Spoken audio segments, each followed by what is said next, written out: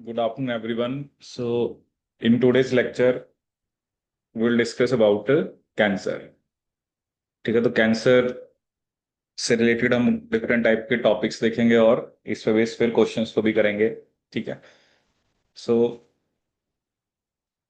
सबसे पहले हम बेसिकली डिस्कस करेंगे what is its origin and terminology. ठीक है, कि जो कैंसर का ओरिजिन एंड टर्मिनोलॉजी क्या होती है. ठीक है, देखो इसमें क्या ना आपको काफी, क्योंकि डिफरेंट टाइप ऑफ कैंसर्स होते हैं. ठीक है, तो ऐसे नहीं कि हर एक कैंसर को हम डिटेल में पढ़ेंगे, बट कुछ ना कुछ पॉइंट्स जो है वो आपको थ्योरी से याद रखने हैं और कुछ पॉइंट्स हम क्वेश्चन के थ्रू डिस्कस करेंगे. ठीक है, तो कैंसरस सेल, ये जब भी हम कैंसर की बात करते हैं तो सो बेसिकली वो सेल्स जो normal growth control mechanism no longer respond, जो उसको रिस्पॉन्ड नहीं कर रहे हैं. ठीक है, क्योंकि कोई भी सेल होता है नॉर्मली वो एक लेवल, एक हद तक ग्रोथ दिखाता है. ठीक है, बट ये क्या होता है ना, जो ग्रोथ कंट्रोल मैकेनिज्म है वो रिस्पॉन्ड ही नहीं कर रहा. ठीक है, so the cell give rise to clone of cell that can expand to a considerable size producing a tumour और नियोप्लाज्म. ठीक है, जब भी हम ट्यूमर की बात करते हैं तो दो टर्म्स आते हैं, एक होता है बिनाइन, एक होता है मैलिग्नेंट.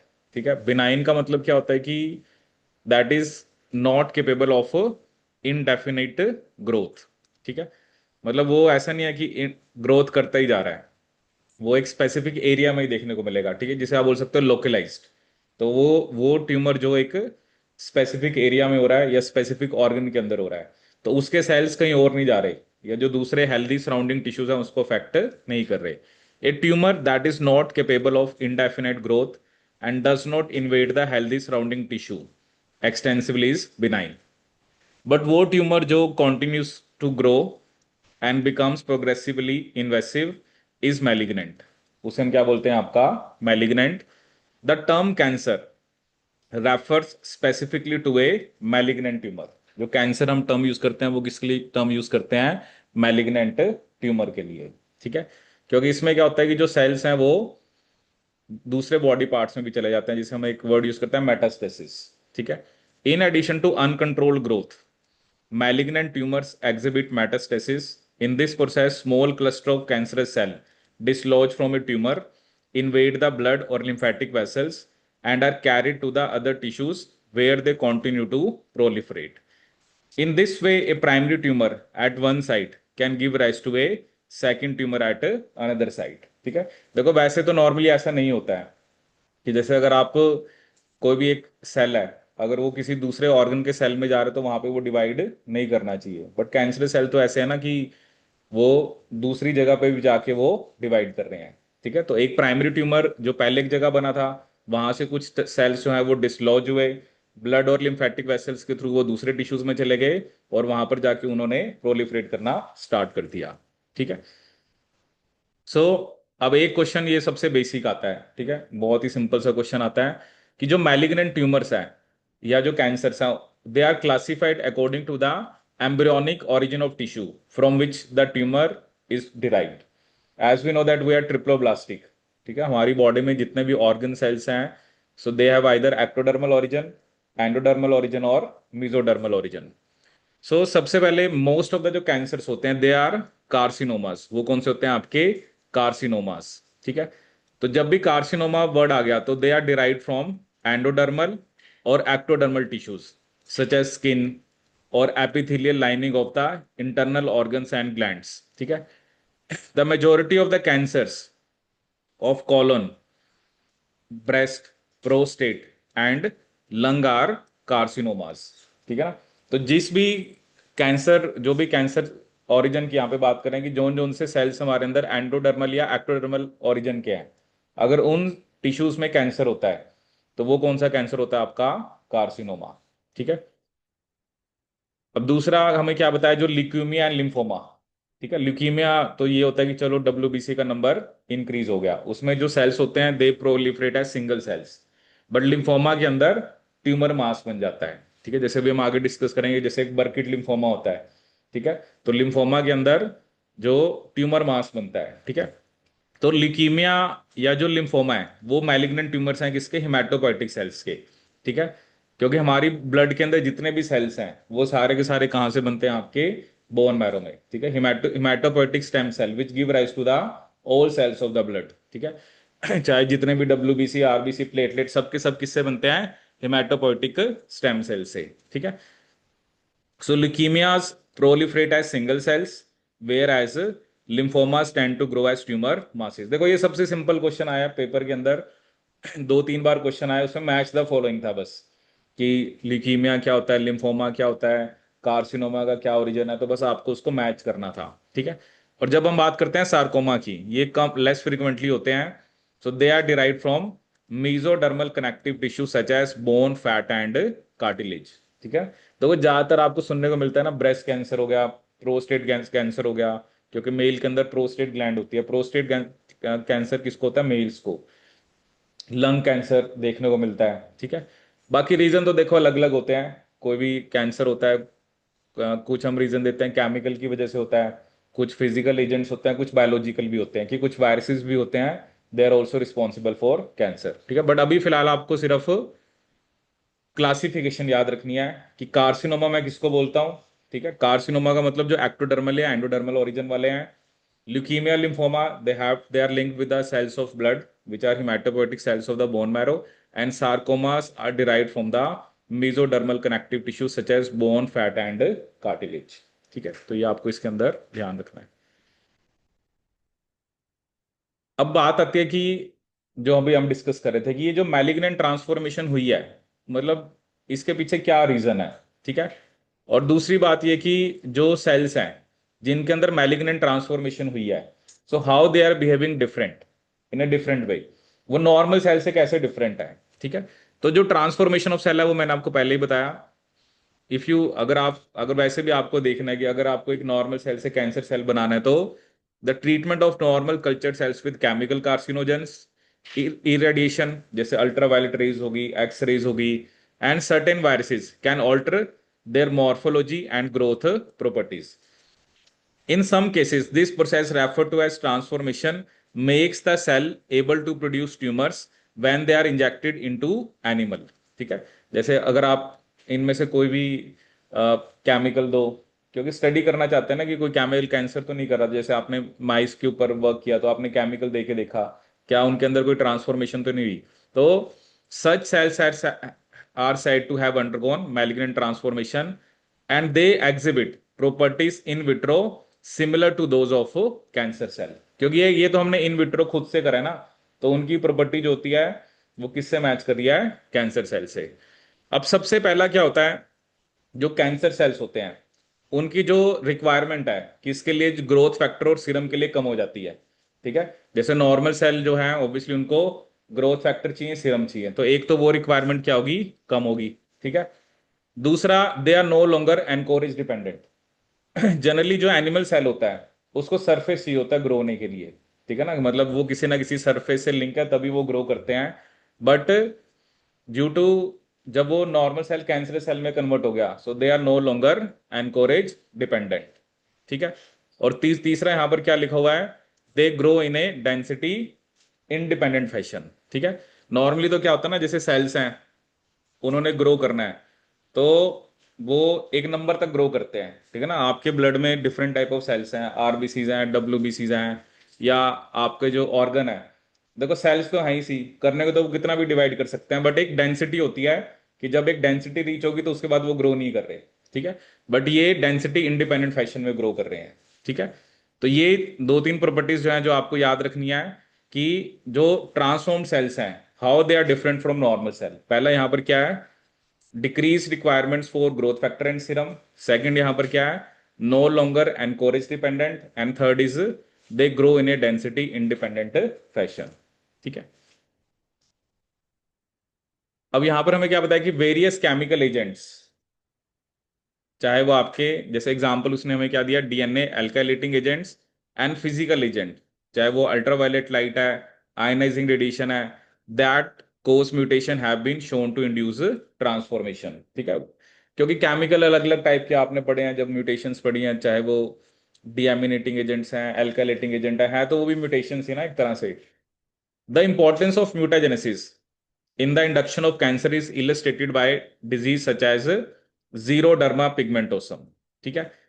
इस डिजीज में क्या होता है, इस डिजीज में डिफेक्ट होता है in the gene that encodes DNA repair enzyme cold UV specific endonuclease. ठीक है, जैसे ये होता है ना कि थायमिन थायमिन डाइमर बन जाते हैं, तो हमें पता है कि हमारे अंदर रिपेयर सिस्टम्स होते हैं अलग अलग उसको ठीक करने के लिए। ठीक है, तो इस पर्टिकुलर डिजीज में हमने क्या देखा है कि एक एंजाइम जो यूवी स्पेसिफिक एंडोन्यूक्लियस बनाता है उसकी जीन में डिफेक्ट है। Individual with this disease are unable to repair UV induced mutation and consequently develop skin cancers. ठीक है, xeroderma pigmentosum. A number of DNA RNA viruses have been shown to induce malignant transformation. तो उसमें से जैसे एक virus है SV40 और दूसरा वायरस कौन सा आपका, पोलियोमा। ये दोनों वायरसेस ऐसे हैं जो क्या करते हैं आपका मैलिग्नेंट ट्रांसफॉर्मेशन करते हैं। ठीक है, तो यहां पर उसने हमें केमिकल एजेंट्स तो चलो हमें पता है कि कैसे वो करते हैं, फिजिकल एजेंट्स हैं। ठीक है, और साथ में आपके बायोलॉजिकल एजेंट्स में हम किसकी बात करते हैं, वायरसेस की। ठीक है, SV40 and polyoma, these are the viruses which are known to induce tumour.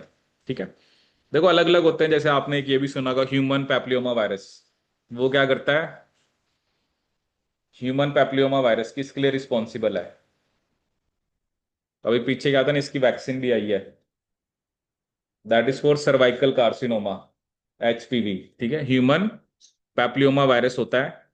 अभी जब आपको देखो क्या ना, इसमें ना हम क्वेश्चंस करेंगे क्योंकि आपको पता है इतने सारे टाइप के कैंसर्स हैं, तो आप हर एक को तो डिटेल में जा नहीं सकते। ठीक है, बट इसके ऊपर एग्जाम में क्वेश्चन आया था जब इसके ऊपर वैक्सीन बनी थी। ठीक है ना, वो वैक्सीन भी देखेंगे क्या थी, और HPV is responsible for cervical carcinoma. क्योंकि अलग अलग टाइप के कैंसर्स होते हैं ना, वो कई बार पूछ लेता है इस टाइप का कैंसर कौन करता है। ठीक है, तो HPV जो है that is responsible for cervical carcinoma. अब देखते हैं यहां पर। सो अब देखो उसने क्या बताया कि in both cases the viral genomes which integrate randomly into the host chromosomal DNA, ठीक है, include several genes that are express early in the course of viral replication. अब ये क्या होता है ना, जो वायरल जीनोम है, अब वो होस्ट के जीनोम में जाके लग गया, तो उसकी वजह से क्या हो सकता है ना, क्या पता कोई जीन एक्टिवेट हो जाए या कोई जीन क्या हो जाए आपकी इनहिबिट हो जाए। अगर मान लो कोई जीन हमारे अंदर, फॉर एग्जांपल कोई प्रोटोन को जीन है, प्रोटोन को जीन्स क्या होती हैं जो इनएक्टिव है, बट अगर वायरस का जीनोम वहां पे जाके इंटीग्रेट करा, और वो ऐसे जाके इंटीग्रेट करा कि उसने उसको ऑनकोजीन बना दिया, फिर कैंसर हो गया। ठीक है, दूसरा रीजन ये हो सकता है कि मान लो कि ट्यूमर सप्रेसर जीन है, तो वायरल जीनोम इंटीग्रेशन की वजह से क्या हो सकता है कि जो ट्यूमर सप्रेसर जीन है, मान लो वो काम ही नहीं कर रही है, so that will also lead to cancer. ठीक है, तो ये सब अभी हम आगे आगे डिस्कस करेंगे। ठीक है, सो लेकिन जो कह रहा है मोस्ट जो RNA वायरसेस होते हैं वो तो साइटोसोल में रेप्लिकेट करते हैं। ठीक है ना, क्योंकि अगर किसी वायरस को हमारे जीनोम का पार्ट बनना है तो वो DNA होना चाहिए। जैसे कि हमें पता है HIV जो होता है या जो रेट्रो वायरस होते हैं, वो तो RNA से DNA बना के हमारे जीनोम में इंटीग्रेट कर देते हैं। तो जो वायरस RNA है और वो साइटोसोल में रेप्लिकेट कर रहा है, तो वो मैलिग्नेंट ट्रांसफॉर्मेशन नहीं करेंगे। ठीक है, तो वो वायरस या तो जिनका जीनोम DNA हो, या वो वायरस, देखो एक होता है ट्रांसफॉर्मेशन करना और मैलिग्नेंट ट्रांसफॉर्मेशन करना, दोनों में फर्क है। क्योंकि मैलिग्नेंट आपने उसको बोला है जिसके अंदर बेसिकली दूसरी जगह पे भी चले जाते हैं, मतलब जो थोड़ा बिनाइन, जैसे एक आपने वर्ड की बिनाइन, वो तो लोकलाइज्ड है। मैलिग्नेंट थोड़ा मतलब वर्ड है कि जिसमें थोड़ा स्प्रेड हो चुका है। ठीक है, या ज्यादा आप मेनली जो कैंसर हम वर्ड यूज कर रहे हैं वो मैलिग्नेंट ट्रांसफॉर्मेशन के लिए यूज करते हैं। ठीक है, जैसे आपने बोला बिनाइन ट्यूमर है, मैलिग्नेंट है, तो कैंसर टर्म हम मेनली मैलिग्नेंट ट्रांसफॉर्मेशन के लिए करते हैं, जिसमें होता है ना स्टेज होती है 1 2 3 4। तो जब वो सेल्स दूसरे बॉडी के सेल्स के अंदर, या जैसे कोई लीवर का सेल है वो ब्रेन में चला गया, हार्ट में चला गया, तो वो मैलिग्नेंट ट्रांसफॉर्मेशन है जिसे हमने मेटास्टेसिस बोला था। ठीक है, अब देखो ना एक्सेप्शन भी आपको क्या दे रखे, रेट्रोवायरसेस। रेट्रोवायरस क्या करते हैं, they transcribe their RNA into DNA by means of reverse transcriptase and then integrate the transcript into the host DNA। अब ये नहीं पता ना कि वो कहां पे जाके लग रहा है। एक तो होता है ना कि क्योंकि वायरस तो आपको पता है कि virus are non cellular, they cannot replicate और दे कैनॉट, उनके पास कोई मशीनरी तो है नहीं, तो अपने आप तो वो रेप्लिकेट कर नहीं सकते। ठीक है, तो उन्हें क्या चाहिए, उन्हें बेसिकली होस्ट चाहिए। अब हर एक जो RNA वायरसेस होते हैं वो तो जिनोम लेवल पे नहीं जा सकते, बट HIV की तो लाइफ साइकिल हमने पढ़ी है, RNA से DNA बनाता है और हमारे जिनोम में इंटीग्रेट कर देता है, जैसे बताया ना। This process is similar in the cytopathic retroviruses such as HIV-1 and HIV-2. and in the transforming retroviruses which induce changes in the host cell that lead to malignant transformation. In some cases, retrovirus induced transformation is related to the presence of oncogenes or cancer genes carried by the retrovirus.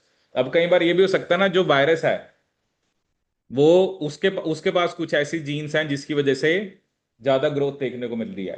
ठीक है ना, ये अभी हम आगे पढ़ेंगे। देखो कोई भी सेल किसी, अब जैसे आप एचआईवी को कैंसर तो नहीं बोलते ना, ऐसा तो नहीं है, क्योंकि उसमें वो हमारे टी हेल्पर सेल्स को इन्फेक्ट कर रहा है और उसमें उसका नंबर कम हो रहा है। ठीक है, वो तो क्योंकि सेल्स को किल ही कर रहा है, तो वहां उसको हम कैंसर नहीं बोल रहे ना। बस ये सिर्फ उसने एक अंडरस्टैंड कराने के लिए कि जैसे एचआईवी में क्या होता है कि they reverse with the help of reverse transcriptase they convert their RNA to DNA and that DNA get inserted into the host genome. ठीक है, बट सारे वायरसेस अलग अलग है ना, क्योंकि मान लो कोई वायरस ऐसा है जो नॉर्मल सेल के अंदर जा रहा है, आपने जीनोम को इंटीग्रेट कर रहा है और उसमें कैंसर कर रहा है। अब इसमें जो जो हम आगे देखेंगे, एक तो ये हो सकता है कि वायरस का जीनोम मतलब ऐसी जगह जाके लगा जिसकी वजह से एक प्रोटो ऑन्कोजीन ऑन्कोजीन में कन्वर्ट होगी। ठीक है, एक तो ये हो सकता है। ठीक है, प्रोटो ऑन्कोजीन किस में कन्वर्ट होगी? जो प्रोटो ऑन्कोजीन्स होते हैं वो सेल की खुद की हैं, वो इनएक्टिव है, but due to some mutation जैसे यहाँ पर तो वायरस का जीनोम लगने की वजह से वो कैंसरस बन गई, कैंसरस बन गई। दूसरा ये हो सकता है कि वो ऐसी जगह जाके लगा जो आपका ट्यूमर सप्रेसर जीन था। क्या था? Tumour suppressor gene. वो आपका क्या हो गया? फॉर एग्जाम्पल वो इनएक्टिव हो गया, क्योंकि उसने तो ट्यूमर को सप्रेस करना था। अगर वो इनएक्टिव हो गया तो फिर भी ट्यूमर होगा। और फिर तीसरा ये भी हो सकता है कि जो वायरस आ रहा है उसको हम बोल देते हैं वायरल ऑन्कोजीन। उनको हम क्या बोल सकते हैं? Viral oncogenes. की वायरस ही कुछ ऐसे ऑन्कोजीन्स जीन्स लेके आ रहा है जिसकी वजह से नॉर्मल सेल जो है वो कैंसरस सेल में कन्वर्ट हो रहा है। ठीक है, वो भी हम देखेंगे आगे। जैसे देखो ये आपको एक एग्जांपल यहाँ पे कोट किया गया है। One of the best study transforming retrovirus is the Rous sarcoma virus. ये जो वायरस है इसके पास एक ऑन्कोजीन है जिसे हम क्या बोलते हैं? VSRC, which encodes a 60 kilo dalton protein kinase that catalyse the addition of phosphate to tyrosine residues on protein. ठीक है, यहां पर हम किसकी बात कर रहे हैं? ये एक वायरस है, इसके पास क्या होता है? एक प्रोटीन काइनेज है। ठीक है, तो जैसे मान लो कि सिग्नलिंग होती है, जैसे हम पढ़ रहे थे ना वहां पर SH2 डोमेन, SRC होमोलॉगी। ठीक है, तो अब वायरस आया, उसके पास एक उसके पास वाली ऑन को जीना है। ठीक है, मान लो क्या होता है ना, इसलिए उसने उसको VSRC लिखा है और वो एक प्रोटीन काइनेस बनाती है। प्रोटीन काइनेस तो हमारे अंदर भी बनते हैं। ठीक है, बट वो तो क्या होता है ना, जब कोई सिग्नलिंग पाथवे स्टार्ट होता है तो हमने पढ़ा कि तब सिग्नलिंग स्टार्ट होती है। लेकिन ये तो वायरस खुद ही प्रोटीन काइनेस लेके आ रहा है। और ये क्या करेगा? मान लो इसने ही in the absence of ligand इसके काइनेस ने सिग्नलिंग स्टार्ट कर दी। ठीक है ना, क्योंकि जब हमने ग्रोथ फैक्टर की बात करी थी तो हमने बात की थी आपके RTK की, रिसेप्टर टायरोसिन काइनेस की। The first evidence that oncogenes alone could induce malignant transformation came from the studies of the VSRC oncogene from Rous sarcoma virus. ठीक है, अब देखो इसके बारे में क्या बताया कि ये जो स्पेसिफिक वायरस है, ठीक है ना, देखो काइनेस हमारे अंदर भी है बट उसको हम बोलेंगे वो सेल बना रहा है। बट ये वायरस जो है उसके अंदर एक ऑन्कोजीन है जो प्रोटीन काइनेस बना रही है। ठीक है, और सिग्नलिंग पाथवे एक बार एक्टिवेट हो गया फिर तो सेल्स की ग्रोथ होगी, and that will be considered as uncontrolled growth. That is not something controlled. Controlled क्या होती है? जब लिगेंड आगे लगता है और वो सिग्नल दे रहा है। ठीक है, अब नेक्स्ट हमें क्या बता रखा है कि ऑन्कोजीन्स एंड कैंसर इंडक्शन।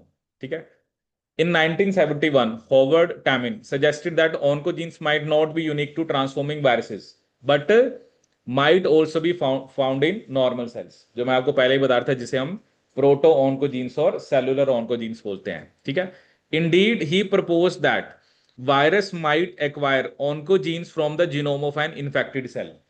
मान लो एक वायरस गया और पहले उसने अपने मतलब क्या ना, उसने उसने अपने जीनोम को इंटीग्रेट करा, और क्या पता वो जब डीएनए उससे निकला, अपने जीनोम को उसने मान लो रिमूव करा, क्या पता उसके साथ ही वो उनको जीन आ गई हो। ठीक है ना, जैसे हम नॉर्मली प्लाज्मिड प्लूज्मिड पढ़ते हैं, जैसे एफ प्लाज्मिड हमने पढ़ा था कि जो आपका एफ प्लाज्मिड था वो पहले बैक्टीरिया के क्रोमोसोम में इंटीग्रेट हुआ, बट जब वो बाहर आया तो साथ में कुछ बैक्टीरिया की जीन्स भी ले आया। तो इस वे में ऐसा हो सकता है कि वायरस इंटीग्रेट हुआ तो मे बी जब वो जीनोम उसमें से निकला, ठीक है ना, तो वो जीन उसने कहां से एक्वायर कर ली? इन्फेक्टेड सेल से। ठीक है, तो इन इन सेलुलर सेलुलर जीन्स को तो हम क्या बोलते हैं, प्रोटो और सेलुलर। बट जो वायरल काउंटर पार्ट है उन्हें हम क्या बोलते हैं, वायरल ऑन्कोजीन्स। ठीक है। अब देखिए, अब हम बात करेंगे उन कुछ जीन्स की जिनका रोल होता है मतलब कैंसर से रिलेटेड। ठीक है, देखो क्या है, नॉर्मली हमारे सेल के अंदर जीन्स हैं। ठीक है। अब अगर उन जीन्स की ओवर एक्सप्रेशन होती है, जैसे ग्रोथ फैक्टर है, अगर वो ज्यादा बन रहा है, ग्रोथ फैक्टर रिसेप्टर ज्यादा बन रहे हैं, तो that will lead to cancer. ठीक है। तो होगा ना, जैसे कि एम्पलीफिकेशन हो रही है, मतलब ग्रोथ फैक्टर का नंबर बढ़ रहा है, रिसेप्टर का नंबर बढ़ रहा है। तो सबसे पहली कैटेगरी हमें क्या बताई है, induction of cellular proliferation. one category of proto-oncogenes and their oncogenic counterpart encode protein that induce cellular proliferation. Some of these protein function as growth factor or growth factor receptor. ठीक है। अब एक exam में question आपको इस particular paragraph से आता है, जो यहां पर आपके सामने है, कि जैसे एक आपको बता रहा है सिस, ये वो जीन है जो एक प्लेटलेट डिराइव्ड ग्रोथ फैक्टर बनाती है। ठीक है। और ये बाकी जो तीन जीन्स के नाम आपको देखने को मिल रहे हैं, एफएमएस, ईआरबी एंड एनईयू, ये सब क्या बनाते हैं, आपके ग्रोथ फैक्टर रिसेप्टर्स। ठीक है। तो मैंने आपको क्या बताया कि एफएमएस, ईआरबी और न्यू क्या है आपके, दे ग्रोथ, ये ग्रोथ फैक्टर रिसेप्टर्स बनाते हैं, और सिस क्या बनाता है, प्लेटलेट डिराइव्ड ग्रोथ फैक्टर। ठीक है। ये एग्जाम में क्वेश्चन आ जाता है, तो आपको ये याद रखना है। ठीक है। सुने हुए ये वाले फैक्टर या ये रिसेप्टर। ठीक है, ये एक दो बार आ रखा है क्वेश्चन, तो आपको पता हो कि ये सिस जो है वो एक प्लेटलेट डिराइव्ड ग्रोथ फैक्टर है, और एफएमएस, ईआरबीबी और न्यू जो है वो ग्रोथ फैक्टर रिसेप्टर्स के लिए एनकोड करते हैं। ठीक है।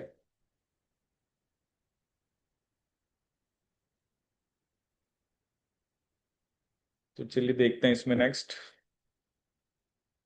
अब आगे हमें क्या बता रहा है कि other oncogenes in this category encode products that functional in signalling transduction pathway और एज ट्रांसक्रिप्शन फैक्टर। पहले जो मैंने बात करी है वो हमने किसकी बात की है, एक तो ग्रोथ फैक्टर की, और एक हमने बात किया ग्रोथ फैक्टर रिसेप्टर की। देखो क्या ना, बात वही हो रही है कि हर एक चीज एक कंट्रोल्ड वे में होनी चाहिए। ग्रोथ फैक्टर है तो इतना होना चाहिए, ज्यादा बनेगा तो वो कैंसर है। ठीक है। सेल के सरफेस के ऊपर जो ग्रोथ फैक्टर के रिसेप्टर्स हैं उनका एक नंबर है। ठीक है, एक एक स्पेसिफिक नंबर है, वो होना चाहिए।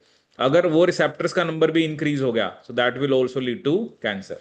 मतलब नॉर्मली सेल के अंदर जो चीज चल रही है, देखो, एक तो क्या हो रहा है कि अब वो हुआ क्यों है, basically due to some mutation. मान लो वो कोई केमिकल ने करी है, कि कुछ भी म्यूटेशन किसी भी लेवल पे हो सकती है, किसी वायरस की वजह से या किसी फिजिकल एजेंट की वजह से है, तो वो तो हम ऐसे तो हमें देखना पड़ेगा अलग अलग कैंसर के अंदर। ठीक है। और ये भी होता है कि एक ही जो स्पेसिफिक टाइप ऑफ कैंसर है उसकी भी बड़ी सारी फॉर्म्स होती हैं। जैसे जब हम एक ब्रेस्ट कैंसर की बात करते हैं, वहां पर हम बोलते हैं ट्रिपल नेगेटिव। ट्रिपल नेगेटिव में क्या होता है ना, नॉर्मली जो हमारी अप्रोच होती है कैंसर सेल को किल करने की, हम ना रिसेप्टर को टारगेट करते हैं। जैसे उसके ऊपर एस्ट्रोजन का रिसेप्टर होता है, प्रोजेस्टेरोन का रिसेप्टर होता है। ठीक है। तो अब क्या होता है, ट्रिपल नेगेटिव में ट्रीटमेंट करना मुश्किल हो जाता है, क्योंकि रिसेप्टर तीनों ही नहीं है। और कई बार क्या देखने को मिलता है, जैसे डॉक्टर ने ट्रीटमेंट तो स्टार्ट किया, उस टाइम पे सेल्स ट्रिपल नेगेटिव नहीं थे, बट 6 महीने बाद देखा ये सेल्स तो ट्रिपल नेगेटिव हो रहे हैं। तो जो ट्रीटमेंट स्टार्ट किया था वो तो काम ही नहीं कर रहा, क्योंकि आपने टारगेट रिसेप्टर को किया था। अब बॉडी के अंदर जो कैंसर सेल देखने को मिल रहे हैं उनमें रिसेप्टर है ही नहीं। तो ये भी बड़ी प्रॉब्लम होती है। ठीक है। तो इसलिए रिसेप्टर्स का नंबर कई बार इंक्रीज होना, या ये भी हो सकता है कि रिसेप्टर एब्सेंट हो जाए। ठीक है ना, कुछ भी, मैं वही बता रहा हूँ ना, ये तो बहुत लंबा कुछ है इसमें, कुछ कैंसर नेवर एंडिंग वाला टॉपिक है। अलग अलग कैंसर्स को हम कितना पढ़ेंगे, वो तो कोई एंड ही नहीं होगा। ठीक है, एक एक को पढ़ने बैठ जाएंगे, पता नहीं पूरी पूरी बुक मिल जाएगी। बट यह है कि जो बेसिक नॉलेज होनी चाहिए कि रीजन क्या है। ठीक है, जैसे आपने ग्रोथ फैक्टर रिसेप्टर, आप तीसरा क्या पे बता रहा है, सिग्नल ट्रांसडक्शन पाथवे। आपको पता है कि सिग्नलिंग होती है सेल के अंदर, और ऑब्वियसली एट द एंड तो क्या कि कुछ ना कुछ जो सिग्नलिंग पाथवे है वो किसी ना किसी जीन को एक्टिवेट करता है, ताकि प्रोटीन बने और सेल्स ग्रो करें। ठीक है। जैसे ये दो जीन्स बताए, एसआरसी एंड एबीएल, ये दोनों टायरोसिन काइनेज बनाते हैं। अब देखो, एसआरसी हमारे सेल के अंदर भी है, वो वीएसआरसी हमने वायरस का बोला था। ठीक है। ऐसे ही रास ऑन्कोजीन हमें पता है। अब देखो, रास को भी ऑन्कोजीन बोल रहा है। रास प्रोटीन हमने पढ़ा था आरटीके के अंदर, जैसे हमने इंसुलिन की सिग्नलिंग पढ़ी थी, इंसुलिन में सबसे पहले क्या आया था आपका, सबसे पहले कौन सा प्रोटीन आगे लगता है IRS1 के साथ? GRB2, फिर SOS, RAF1, MEK, ERK, ERK फिर अंदर जाता है, फिर वो आगे ELK1।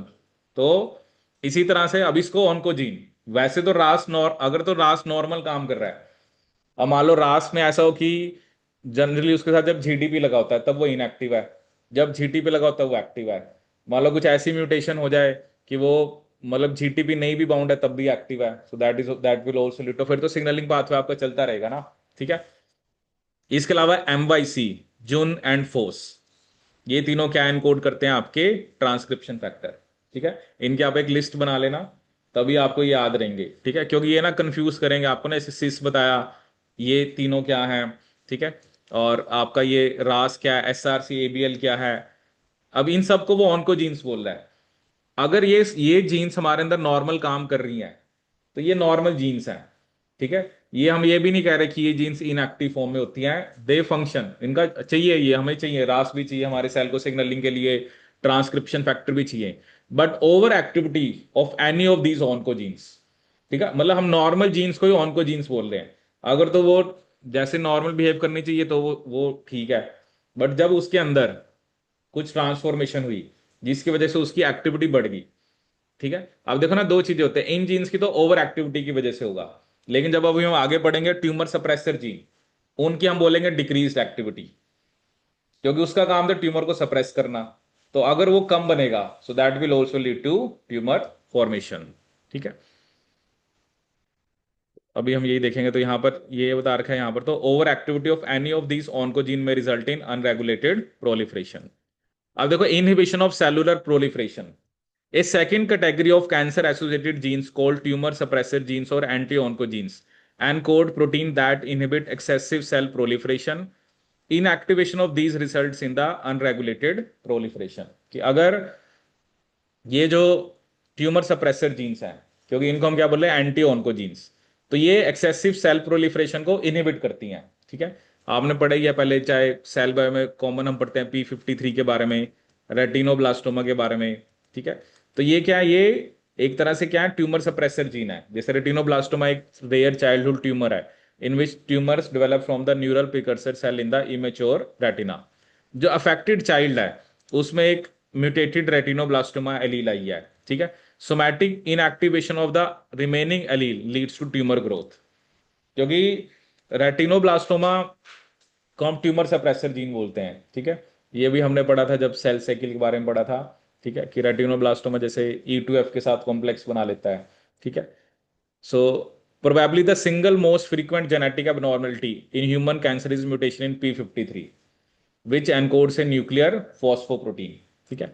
Over 90% of the small cell lung cancers and 50% of the breast and colon cancers have been shown to be associated with mutation in P53।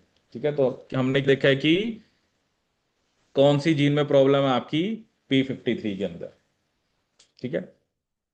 तो ये दोनों किसके एग्जांपल आपके, ट्यूमर सप्रेसर जीन के। ठीक है। जैसे हमने क्वेश्चन भी किया था ना, जब मैंने आपको FTN, PTN और फोक्सो बताया था, तो वहां पे भी देखने को मिला था ना कि वहां पर भी हमने देखा कि कौन सी जीन्स ट्यूमर सप्रेसर होते हैं, क्योंकि क्वेश्चन ही यही था वहां पर कि कुछ जीन्स की इनएक्टिवेशन से ट्यूमर होता है और कुछ जीन्स की ओवर एक्टिविटी की वजह से ट्यूमर होता है। तो ये अब आपके सामने लिस्ट है।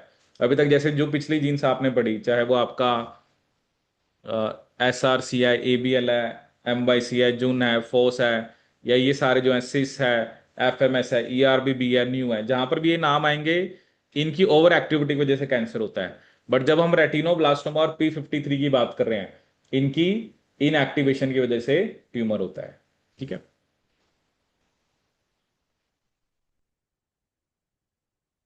अब नेक्स्ट किसकी बात कर रहा है, आपका एपोप्टोसिस की। ठीक है। अब बात करें, हम करेंगे BCL2 की। ठीक है। तभी मैंने आपको स्टार्टिंग बताया, जो सिग्नलिंग है, एपोप्टोसिस है, कैंसर है, सब कुछ लिंक है। ठीक है ना, सिग्नलिंग पाथवे आपको पता होने चाहिए, मतलब तभी आप रिलेट कर पा रहे हो ना। जैसे अभी आपको, आपने जैसे क्योंकि सेल साइकिल पढ़ी है, ये सारी चीजें लिंक हैं। आपको पता है कि एक सेल साइकिल रेगुलेट होती है। ठीक है। आपने कहा कि DNA डैमेज होता है तो P53 बनता है, लेकिन अगर P53 नहीं बनेगा तो फिर सेल G1 से S में चला जाएगा, और that will also lead to tumour. तो ये सारी चीजें, सेल साइकिल, एपोप्टोसिस, ठीक है, आपकी सिग्नलिंग पाथवे, और जो ये कैंसर है, ये सब लिंक है, ठीक है। तो इसको थोड़ा सा आपने लिंक करके पढ़ना है। अब वो कह रहे हैं कि अब हम उन जीन्स की बात कर रहे हैं। अब ये थर्ड कैटेगरी बोल रहा है। पहली कैटेगरी वो जो ग्रोथ को प्रमोट करते हैं, दूसरे वो जो रोकते हैं, और तीसरे वो जो सेल डेथ को प्रोग्राम करते हैं, ठीक है। जैसे आपने, तो कुछ जीन्स हमने पढ़ी है कि एपोप्टोसिस के अंदर जो कुछ तो ब्लॉक करती हैं और कुछ एपोप्टोसिस को इंड्यूस कराती हैं, ठीक है। जैसे आप, हमने पढ़ा हुआ BCL2। BCL2 क्या होता है? एन एंटी एपोप्टोसिस जीन, ठीक है। ये पढ़ा था ना कि BCL2 जो होता है वो एपोप्टोसिस को इनहिबिट करता है। So this oncogene was originally discovered because of its association with the B cell follicular lymphoma. Since its discovery, BCL2 has been shown to play an important role in regulating cell survival during hematopoiesis and in the survival of selected B cells and T cells during maturation, ठीक है। तो जब से discovery हुई है तो BCL2 जो है उसका किस में रोल है? सेल सर्वाइवल को रेगुलेट करने में और हेमाटोपोइसिस के अंदर। देखो क्या ना, वैसे तो ये एक नॉर्मल जीन है। अगर हमें सेल का एपोप्टोसिस नहीं कराना है तो, क्योंकि उस सेल का एपोप्टोसिस नहीं करवाना है तो उसके अंदर BCL2 होना चाहिए। लेकिन अगर कोई एक ऐसा सेल जिसका हमने एपोप्टोसिस कराना है और उसके अंदर BCL2 का लेवल ज्यादा हो गया तो वो प्रॉब्लम है ना, तो फिर उसका एपोप्टोसिस होगा नहीं, ठीक है। जैसे मान लो एक एक कैंसरस सेल बन गया, तो हम चाहते हैं कि उसका एपोप्टोसिस कराया जाए, क्योंकि वो तो कैंसर सेल है, उसको थोड़ा, उसको बॉडी नहीं चाहती कि वो ग्रो करे। लेकिन BCL2 जो है उसका लेवल ज्यादा होने की वजह से उसका एपोप्टोसिस हो ही नहीं पा रहा है, तो फिर वो तो ट्यूमर सेल बनेगा ही बनेगा।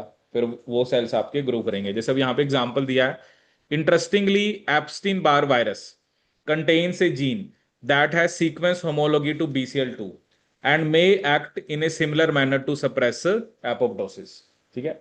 अब ये भी एग्जाम में क्वेश्चन आ रहा है कि कौन सा वायरस है जिसके अंदर एक जीन होती है और जिसकी किसके साथ होमोलॉजी है? BCL2 के साथ। तो वो क्या होगा आपका? एप्स्टीन बार वायरस, ठीक है। अब ये देखो यहां पर आपके सामने ये एक फंक्शनल क्लासिफिकेशन है ऑफ कैंसर एसोसिएटेड जीन्स, ठीक है। ये देखो आप, एक तो आपका क्या है यहाँ पे देखा है, सिस, जो मैंने आपको पहले भी एक्सप्लेन किया सिस के बारे में। सिस क्या बना रहा था? ए प्लेटलेट डिराइव्ड ग्रोथ फैक्टर, ठीक है, दैट इज सिस। फिर हमने ग्रोथ फैक्टर रिसेप्टर की बात की। जैसे देखो FMS, ये कॉलोनी स्टिमुलेटिंग फैक्टर 1 का रिसेप्टर है। ERB-B था, न्यू था, ERB-A है। जैसे अब ERB-A किसका रिसेप्टर लिखा हुआ है? थायराइड हार्मोन का। ERB-B किसका रिसेप्टर है? एपिडर्मल ग्रोथ फैक्टर का। ये protein related to the epidermal growth factor receptor, ठीक है। सिग्नल ट्रांसड्यूसर, अब इसमें देखो क्या बता रखा है, SRC, ABL। अब ये रास अलग अलग टाइप के बता रखे हैं, है सब सेम ही, जिनके पास GTP binding protein with GTP activity. Jun, Fos, MYC, ये तीनों के आपके ट्रांसक्रिप्शन फैक्टर्स, ठीक है। अभी आपने डिस्कस किया रेटिनोब्लास्टोमा, P53, DCC। अब ये देखो APC आया हुआ था ना उस वाले क्वेश्चन के अंदर, याद हो अगर आपको, जो हमने उस दिन किया था। उस दिन मैंने आपको बताया भी था कि एडिनोमेटोसिस पॉलीएप्सिस, तो वो ट्यूमर सप्रेसर में आता है। देखो ना, आप क्वेश्चन आए आते हैं, आप किसी भी चीज को हम ज्यादा ध्यान से तब देखते हैं जब हमें उसका क्वेश्चन दिख जाता है। बट बात क्या ना, अब ये कैंसर तो इतने साल से ही पढ़ा रहे हैं। अगर किसी ने यहाँ पे ध्यान से पढ़ा होगा कि APC ट्यूमर सप्रेसर जीन होती है, तो उसको वहां पर तभी क्लिक करेगा ना, ठीक है ना, क्योंकि यहाँ पर आप,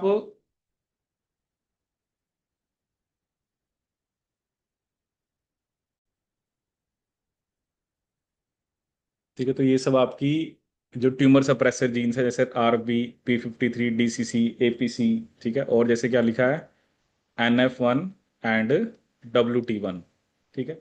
ये सब क्या आपकी ट्यूमर सप्रेसर जीन्स, ठीक है।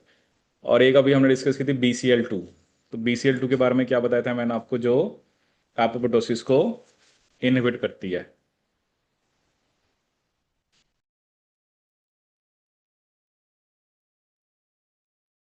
ठीक है, तो नेक्स्ट हमें क्या शो करेगा कि जो प्रोटो ऑन्कोजीन्स हैं, they can be converted to oncogenes, ठीक है। सो जैसा अभी हमने देखा कि जो प्रोटो ऑन्कोजीन्स हैं, ठीक है, जैसे ये क्या होती है नॉर्मल सेल्स के अंदर। ठीक है, अब देखो ये जितने भी आपने जीन्स पढ़ी हैं अभी तक, ठीक है, जो भी असेंशियल ग्रोथ कंट्रोलिंग प्रोटीन्स हैं, ठीक है, ग्रोथ फैक्टर हैं, ठीक है, आपके ग्रोथ फैक्टर रिसेप्टर्स हैं, सिग्नल ट्रांसड्यूसर्स हैं, इंट्रा न्यूक्लियर फैक्टर्स हैं, regulators of program cell death. ठीक है, तो जो भी जीन्स अभी हमने पढ़े हैं उन सबको ही वो क्या बोल रहा है, प्रोटोन को जीन। ठीक है, अभी भी जितने भी आपने एग्जाम्पल्स अभी हमने लास्ट टेबल में देखे हैं। ठीक है, अब क्या होता है कि ड्यू टू रेट्रोवायरल ट्रांसडक्शन, ठीक है, तो ये किस में कन्वर्ट हो जाते हैं, वायरल ऑन्कोजीन्स। ठीक है, कि कुछ वायरस की वजह से, जैसे अभी हमने ये भी एग्जांपल देखा था, तो कई बार तो वायरस खुद ही एक ऑन्कोजीन को बेसिकली कैरी कर रहा है। ठीक है, दूसरा क्या है, जो म्यूटाजेंस वायरसेस, क्योंकि राइटर वायरस में तो ये होता है ना, वो क्या करता है, वो जीनोम का पार्ट बन जाता है। ठीक है ना, वो किसका पार्ट बन जाता है, जीनोम का। ठीक है, कि जो आपका वायरस है वो अपने आरएनए से डीएनए बनाता है और हमारे जीनोम का पार्ट बन जाता है। बट जैसे मैंने बताया ना, मोस्ट ऑफ द जो आरएनए वायरसेस हैं, ठीक है, वो तो साइटोसोल में होते हैं। बट ये हो सकता है कि वो साइटोसोल में उन्होंने एक प्रोटीन काइनेस बनाया हो और वो सिग्नलिंग पाथवे को एक्टिवेट कर दे। ठीक है ना, बट उसमें वो मतलब न्यूक्लियस लेवल पे उनका जीनोम इंटीग्रेट नहीं होता। ठीक है, तो mutagens, viruses, radiation and genetic predisposition, ठीक है, that will also lead to the, उसे वो क्या बोल रहा है, सेलुलर ऑन्कोजीन्स। ठीक है, तो इसमें क्या हो सकता है, या तो जो आपके प्रोटीन्स हैं उनकी क्वालिटी ऑल्टर होगी। ठीक है, हाइपर एक्टिव मतलब ओवर एक्टिविटी होगी। दूसरा वो लिख रहा है क्वांटिटेटिव, जीन एम्पलीफिकेशन और ट्रांसलोकेशन रिजल्टिंग इन इंक्रीज्ड और डिक्रीज लेवल ऑफ प्रोडक्ट्स। ठीक है, मतलब वो प्रोटोन को जीन जो सिंपली म्यूटेशन की वजह से किसमें कन्वर्ट हो गए, उसे बोल रहा है वो सेलुलर ऑन्कोजीन। बट अगर किसी वायरस की ट्रांसडक्शन, रेट्रो वायरस स्पेसिफिकली, यहाँ पर हम रेट्रो वायरस इसलिए बोल रहे हैं क्योंकि रेट्रो वायरस ही वो वायरस है जो अपने जीनोम को हमारे जीनोम में इंटीग्रेट कर पाएगा, क्योंकि उसके पास रिवर्स ट्रांसक्रिप्टेज होता है। नॉर्मली जो आरएनए वायरसेस होते हैं वो, आपने पहले भी डिस्कस किया या हमने पहले भी डिस्कस किया कि वो अपने जीनोम को हमारे जीनोम में इंटीग्रेट नहीं कर पाएंगे। ठीक है, अब जैसे यहां पर आपको दो एग्जाम्पल दे रखे हैं। ठीक है, ये बड़ा कॉमन आता है एग्जाम में क्वेश्चन ना। एक यहां पर बात की गई है क्रोनिक माइलोजिनस ल्यूकीमिया। ठीक है, इसमें आपको मेनली क्या याद रखना होता है कि ये ट्रांसलोकेशन का एग्जाम्पल है। कई बार क्या होता है कि एक क्रोमोसोम का पार्ट दूसरे पे चला गया, ठीक है, और उसकी वजह से, जैसे ये हमने जेनेटिक्स में भी पढ़ा था, जैसे एक होती है रेसिप्रोकल ट्रांसलोकेशन। रेसिप्रोकल में एक का दूसरे पे भी जाता है और दूसरे का पहले पे भी आता है। जैसे यहाँ पर, अब आपको ना क्रोमोसोम एग्जैक्ट याद रखना होता है। जैसे यहाँ पर आपको बताया क्रोनिक माइलोजिनस ल्यूकीमिया, और दूसरा एग्जाम्पल किसका, बर्किट्स लिम्फोमा का। अब क्रोनिक माइलोजिनस ल्यूकीमिया में क्या हो रहा है कि जो ये किसके बीच में हो रहा है, 9th और 22। ठीक है, इसमें क्या है कि 22 का कुछ पार्ट किस पे आ गया, 9th पे, और 9th का कुछ पार्ट 22 पे चला गया। ठीक है, जैसे इसको लिखा 9q+22q-। इस क्रोमोसोम को और हम क्या बोलते हैं, फिलाडेल्फिया क्रोमोसोम।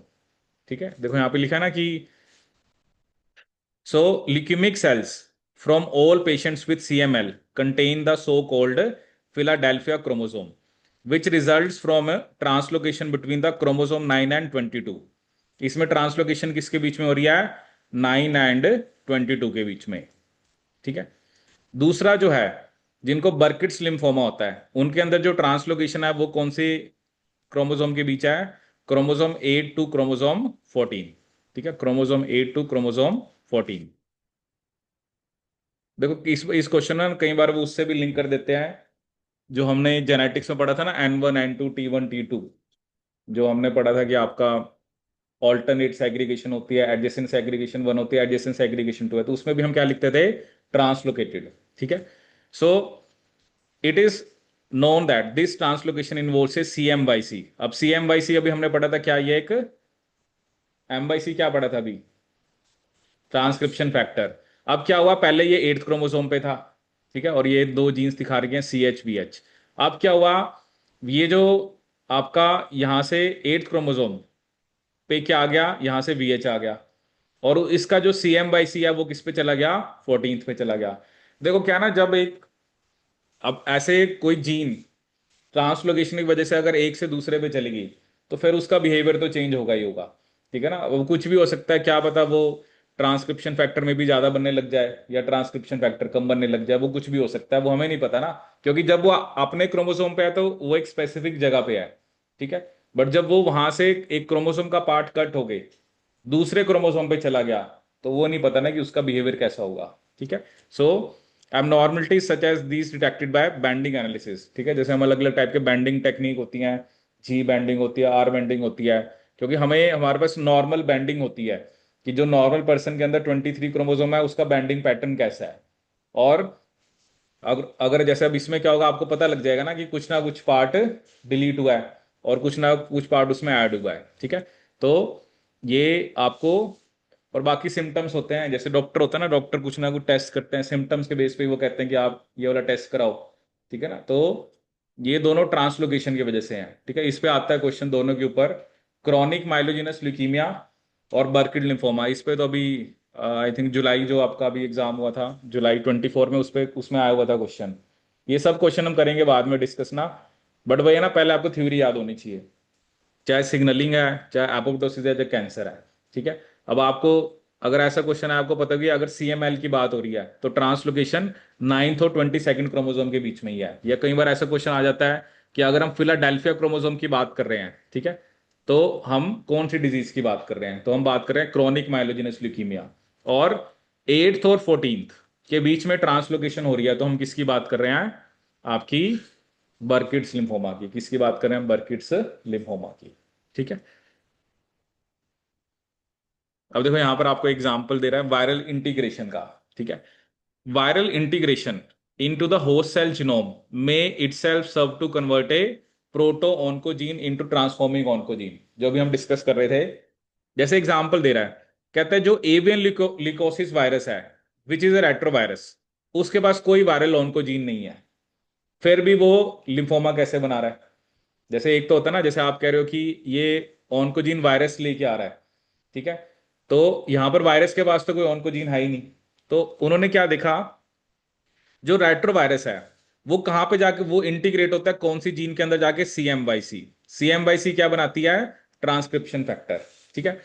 अब उन्होंने हमें यहां पर क्या एक्सप्लेन करा है, वो कह रहे हैं कि ये जो CMYC प्रोटो ऑन्कोजीन है इसके अंदर 3 एक्सोन्स है। Exon 1 of CMYC has an unknown function. Exon 1 जो है उसका फंक्शन कोई नहीं है।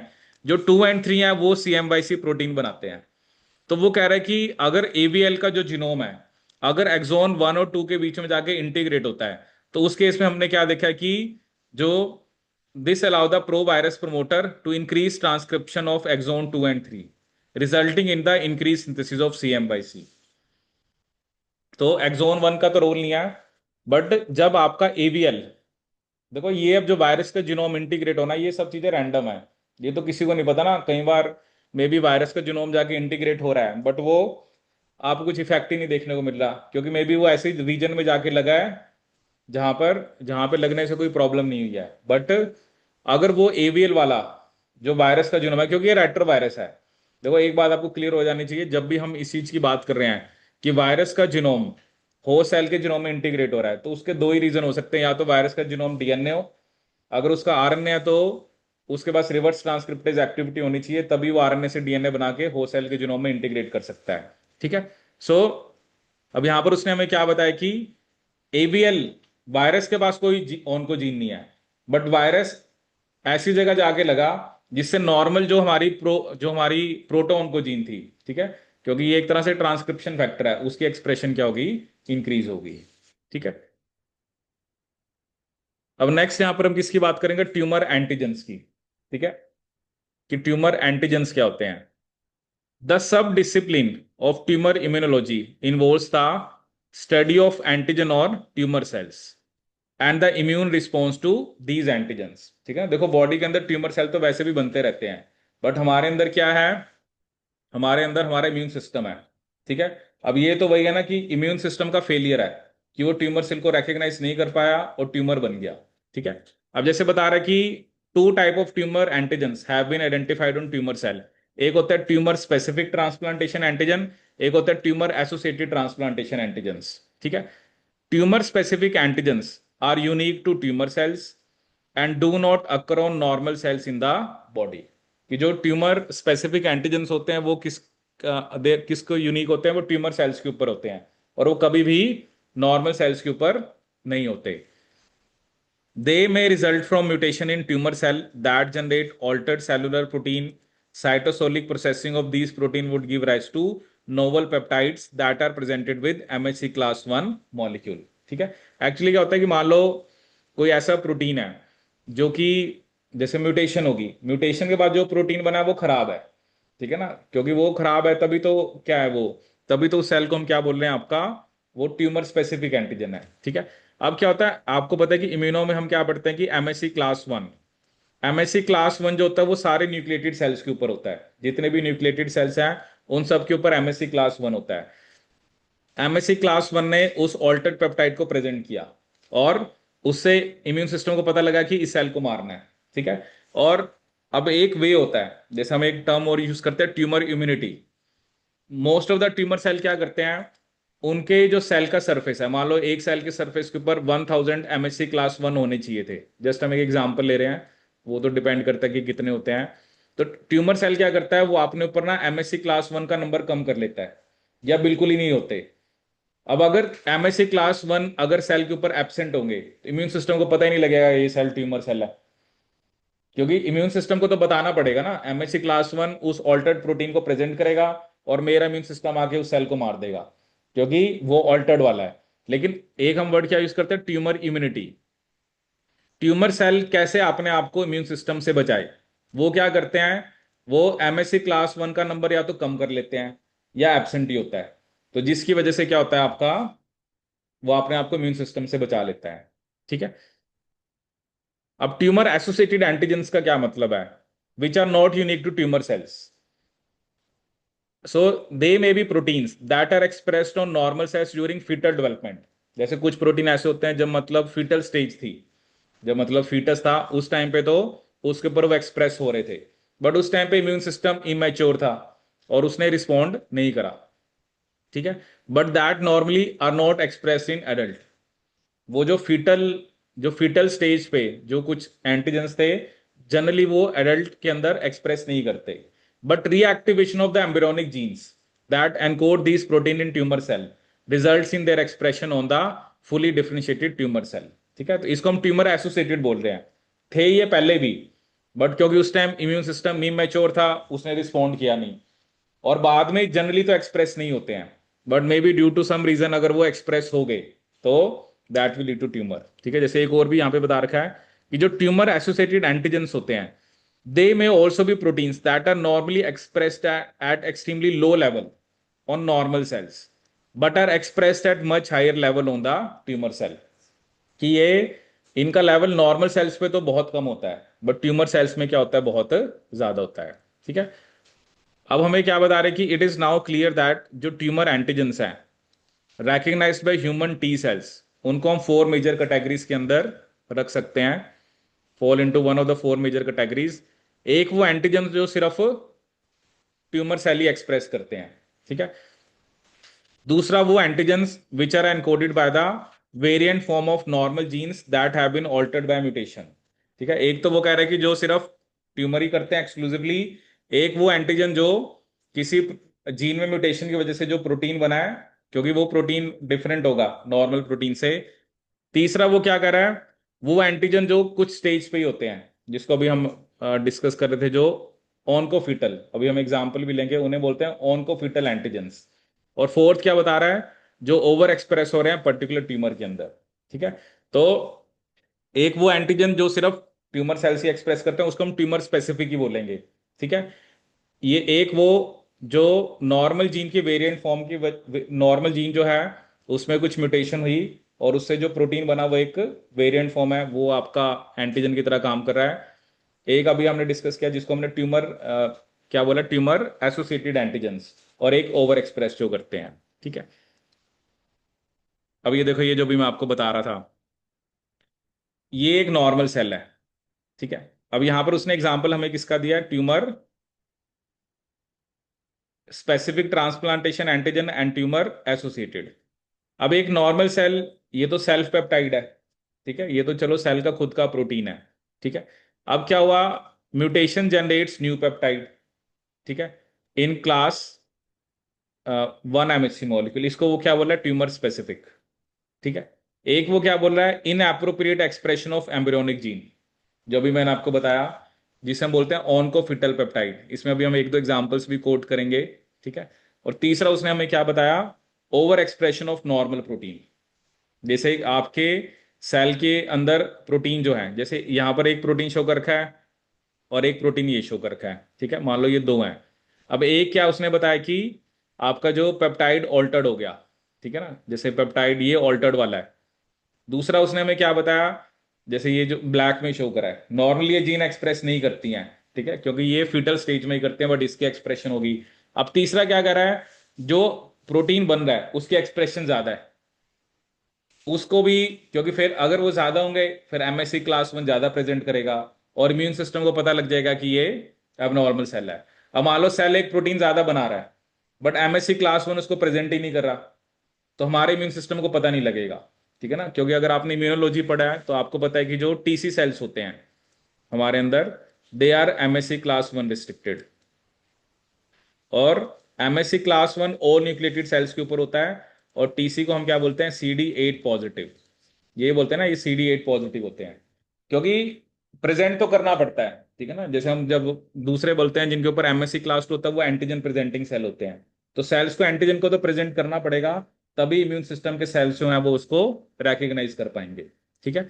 तो ये ऑल्टर्ड वाला ट्यूमर स्पेसिफिक हो गया, ठीक है, ऑनकोफिटल ट्यूमर एसोसिएटेड है, और जो ओवर एक्सप्रेशन है वो भी क्या आपका ट्यूमर एसोसिएटेड है। क्योंकि ये क्योंकि ये फिटल स्टेज में भी था और ये नॉर्मली भी है, इसलिए इसलिए इसको ट्यूमर एसोसिएटेड बोल रहे हैं। बट जो ऑल्टर्ड प्रोटीन है, ठीक है, या कोई मान लो सेल के अंदर कोई वायरस चला गया, अब वो वायरस गया उस वायरस के किसी प्रोटीन को एक्सप्रेस किया, तो वो भी ट्यूमर स्पेसिफिक है, ठीक है ना, क्योंकि वो तो वायरस का एक प्रोटीन है जिसको प्रेजेंट किया गया है कि इस सेल को वायरस का इन्फेक्शन है, इस सेल को मारो, क्योंकि अगर उसको नहीं किया तो वो वायरस में भी ट्रांसफॉर्मेशन कर देगा और फिर वो दैट में लीड टू कैंसर, ठीक है। अब नेक्स्ट क्या है इसके अंदर, केमिकली और फिजिकली इंड्यूस ट्यूमर एंटीजेंस, ठीक है, मिथाइल क्लोनाथ्रीन एंड अल्ट्रावायलेट लाइट, ये दो ऐसे कार्सिनोजन है जिसको हम एक्सटेंसिवली यूज करते हैं to generate lines of tumour cell.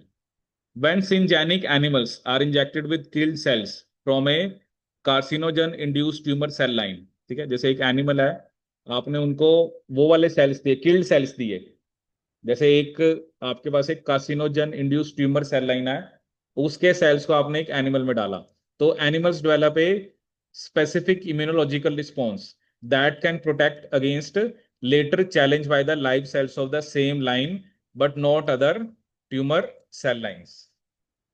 जैसे मान लो आपने पहले एक एक सेल लाइन है, उसके अंदर आपने ट्यूमर इंड्यूस किया, ठीक है, जैसे हम वैक्सीन में क्या करते हैं, वैक्सीन के अंदर हम वायरस को किल करके दे देते हैं, पहले आपने उसमें ट्यूमर इंड्यूस किया केमिकल से या जिससे भी किया, वो वाले सेल्स को फिर आपने किल किया और उन सेल्स को आपने पेशेंट को दिया, ठीक है। अब वो जो सेल्स हैं वो उसको प्रोटेक्शन देंगे, अगर वही ट्यूमर वाले सेल अगर बॉडी के अंदर मान लो लाइव बन गए, ठीक है ना, क्योंकि मोटिव तो यही है कि अगर उसके अंदर लाइव सेल बन गए फिर वो उसको क्या करेगा, बेसिकली उसको प्रोटेक्ट करेगा उससे, ठीक है। अब जैसे एक चीज यहां पर बता रहा है, even when the same chemical carcinogen induce two separate tumours at different site in the same animal, जैसे मान लो एक कार्सिनोजन है, एक मान लो लीवर में ट्यूमर सेल बना रहा है, और वही जो स्पेसिफिक कार्सिनोजन है वो मान लो किडनी के सेल्स में भी ट्यूमर सेल्स बना रहा है, ठीक है, और इनके ट्यूमर एंटीजेंस होंगे ना वो डिस्टिंक्ट होंगे, क्योंकि ऑब्वियसली दो अलग अलग ऑर्गन है ना, दो अलग अलग साइट है, तो उनके ट्यूमर एंटीजन भी डिस्टिंक्ट है, और इम्यून रिस्पॉन्स जो एक ट्यूमर के लिए है वो दूसरे के अगेंस्ट प्रोटेक्शन नहीं देगा। कार्सिनोजन सेम है, बट क्योंकि आप देखो ना, लीवर का सेल अलग है, किडनी का सेल अलग है, दोनों में उसने ट्रांसफॉर्मेशन करी, अब पता नहीं ना कि लीवर सेल के अंदर कौन सी जीन के अंदर उसने कौन सी स्पेसिफिक जीन थी जिसके अंदर जाके उसने म्यूटेशन करी है, और किडनी में पता नहीं किसके अंदर थी, तो एक के कार्सिनोजन सेम है, ठीक है, बट अगर वो दो अलग अलग जगह पे ट्यूमर कर रहा है, ठीक है, जैसे मैं आपको एग्जांपल देता हूँ कि आपने कहा कि हमने हमने एक सेल लाइन लीवर की बनाई, अब लीवर की सेल लाइन है हमारे पास और हमने उसको कार्सिनोजन देके ट्यूमरस बनाया, अब वो सेल ट्यूमर सेल है, उनको मार के हमने क्या दे दिया, एनिमल के अंदर दे दिया, क्योंकि अब हम एक्सपेरिमेंट कर रहे हैं, ठीक है। अब हमने उस एनिमल के अंदर दे दिया, ठीक है।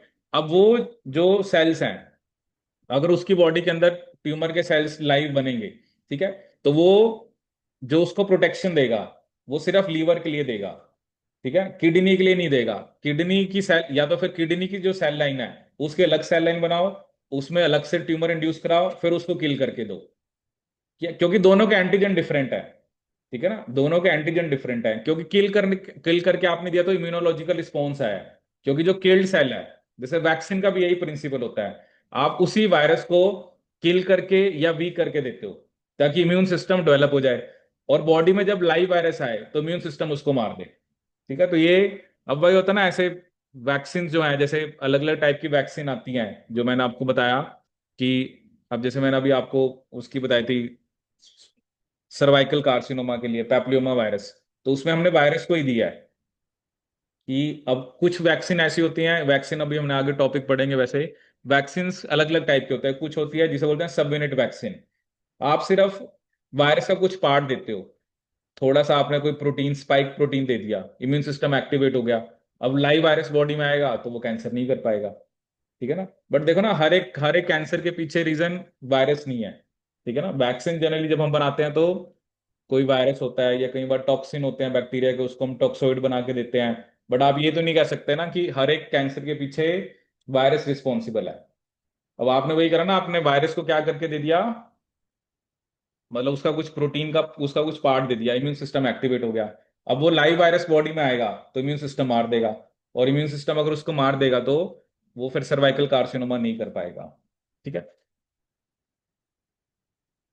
अब क्या लिखा है, some antigens are tumour specific antigens में have been identified on tumour induced with chemical और physical carcinogens and on some virally induced tumours, ठीक है। Demonstrating the presence of tumor specific antigen on spontaneously occurring tumor is particularly difficult because the immune response to such tumor eliminate all of the tumor cell bearing sufficient number of antigens। अगर sufficient, क्योंकि tumour specific है, अगर उस पर sufficient number of antigens हैं तो उसको basically क्या करेगा, हमारा इम्यून सिस्टम मार देता है। And in this way select for cells bearing the low level of antigen, ठीक है ना। क्योंकि मैंने अभी अभी आपको बताया ना कि जो एमएससी क्लास 1 है, अगर वो अगर ज्यादा नंबर है उसका, मतलब वो एंटीजन को प्रेजेंट करे तो इम्यून सिस्टम ने उसको मार दिया, बचेंगे वो सेल जिनके ऊपर एंटीजन का या तो नंबर कम है या जिनके ऊपर एमएचसी है ही नहीं, ठीक है ना, क्योंकि उसको इम्यून सिस्टम रिकॉग्नाइज नहीं कर पाएगा। और वही ट्यूमर सेल एक तरह से जिनके सरफेस पर ये चीज एक्सप्रेस हुई ना, जैसे अभी आपने ये जो इमेज लिखी थी कि एमएससी क्लास 1 ने प्रेजेंट कर ही दिया कि ऑल्टर्ड है, उसको तो इम्यून सिस्टम ने मार ही देना है। अब यहाँ पे तो चलो एक दिखा रखा है ना, पता नहीं ना कितने एमएससी क्लास 1 है जो कि होने चाहिए इन इन सेल्फ पेप्टाइड्स को दिखाने के लिए, ठीक है। अब क्या होता है कि अगर तो ये नंबर, जैसे मैंने आपको एग्जांपल दिया था 1000 नंबर, अगर नंबर उससे कम है और नंबर नहीं है, तब अपने आपको जो ये जो ट्यूमर सेल है, क्योंकि है तो ये abnormal सेल ना, इस तरह से अपने आपको इम्यून सिस्टम से ही बचाता है, ठीक है। अदरवाइज एमएचसी के साथ अगर ऑल्टर्ड सेल्फ पेप्टाइड है तो हमारा इम्यून सिस्टम उसको किल कर देगा, ठीक है। अब एक एग्जांपल इसने क्या दिया कि tumour antigens may be induced by viruses in contrast to chemically induced tumours, virally induced tumour express tumour antigen shared by all tumours induced by the same virus. अगर आप एक वायरस है, अगर वायरस अलग अलग जगह पे ट्यूमर कर रहा है, केमिकल में तो क्या था हमें पता नहीं ना कि वो केमिकल अलग अलग जगह पे म्यूटेशन कर रहा है, लेकिन वायरस कर रहा है। अब वायरस का तो सेम ही, उसका वो वायरस मान लो अलग अलग सेल्स के अंदर गया तो उसने तो सेम ही उसका एंटीजन जो होगा वही एक्सप्रेस होगा, ठीक है। For example, when syngenic mice are injected with killed cells from particular polyoma induced tumor, the recipient are protected against subsequent challenge with live cell from any polyoma induced tumor। क्योंकि इसके अंदर ये problem नहीं है, जैसे इसमें भी आपने कहा कि हमने लीवर का लिया, लीवर का सेल था, उसको हमने वायरस से इन्फेक्शन कराया, ठीक है, और फिर हमने क्या करा कि वो सेल्स को किल करा और उसको दे दिया, एनिमल को दे दिया। अगर वो वायरस मान लो किसी और भी ऑर्गन के अंदर कैंसर करता है तो इसमें क्या होगा कि ये दूसरे के अगेंस्ट भी प्रोटेक्शन दे देगा, क्योंकि वायरस का जो एंटीजन है वो सेम है। जैसे केमिकल ने तो दोनों जगह पे अलग अलग म्यूटेशन करी, लीवर सेल में अलग जगह करी, किडनी सेल में अलग करी, इसलिए उनके एंटीजन डिफरेंट है। लेकिन जो वायरस की वजह से जो ट्यूमर एंटीजन आ रहे हैं वो सेम होंगे, क्योंकि वो तो वायरस के है ना, वायरस का ही एक पार्ट है वो प्रेजेंट करना है। तो वो अगर लीवर सेल में गया तब भी उसी पार्ट को वायरस के एक्सप्रेस किया जाएगा कि ये जो वायरस का ये पार्ट है, मतलब वो बॉडी में है ही नहीं, वो एबनॉर्मल है, तो उस सेल को मारो क्योंकि इस सेल के अंदर वायरस का इन्फेक्शन है। ठीक है, तो वो किडनी सेल होगा तब भी सेम होगा। तो केमिकल में डिफरेंस हो सकता है, डिफरेंट होगा ही सही, क्योंकि हमने पहले लाइन लिखी कि एक के एक के अगेंस्ट जो प्रोटेक्शन है वो आपको दूसरे पर्टिकुलर ट्यूमर से नहीं बचा रही है, बट यहाँ पर उसने स्पेसिफिकली लिखा है the recipients are protected against subsequent challenge with the life cells from any polyoma induced virus. ठीक है ना, देखो ये सारे वायरस SV40, आपने स्टार्टिंग में लिखा था polyoma, Epstein Barr virus, Rous sarcoma virus, ये सब क्या है, ये सब ऑन्कोजेनिक ट्रांसफॉर्मेशन करते हैं।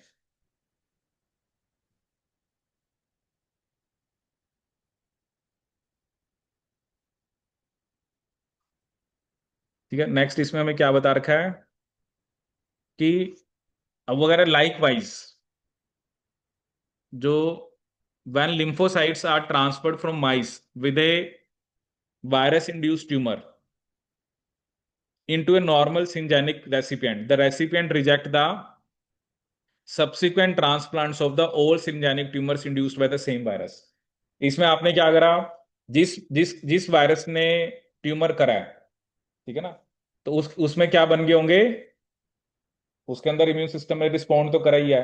तो उन लिम्फोसाइट्स को जब आप रेसिपिएंट किसी और नॉर्मल माइस के अंदर दोगे, तो वो भी फिर क्या होगा, उसके अंदर भी क्या आ जाएगी, वो they will reject the subsequent transplants of all synthetic tumour induced by the same virus. ठीक है, क्योंकि उसके अंदर क्या ना, उसके अंदर वो सेल्स हैं, जैसे होता है ना, अभी कोविड आया था तो हम बात करते थे प्लाज्मा थेरेपी, कि जिसको कोविड का इन्फेक्शन हो रखा था उसके अंदर एंटीबॉडीज हैं, तो उसका प्लाज्मा हम दूसरे को दे रहे थे कि जिसको कोविड हो रखा है, क्योंकि उसके अंदर एंटीबॉडीज थी।